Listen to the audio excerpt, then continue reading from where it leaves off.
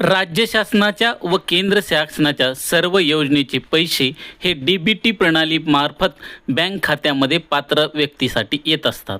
परंतु त्यासाठी सर्वात महत्त्वाची गोष्ट म्हणजे आधार कार्ड बँक खात्याशी सिडिंग असणे आवश्यक आहे.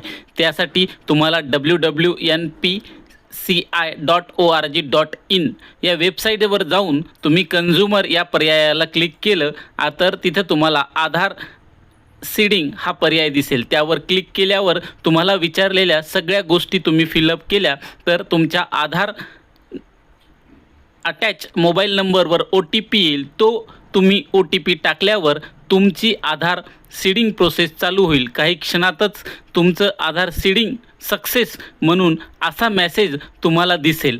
हे झाल्यावर तुमचं आधार यशस्वीरित्या सीडिंग होईल आणि तुमच्या खात्यामध्ये पैसे येण्यास नक्कीच मदत होईल.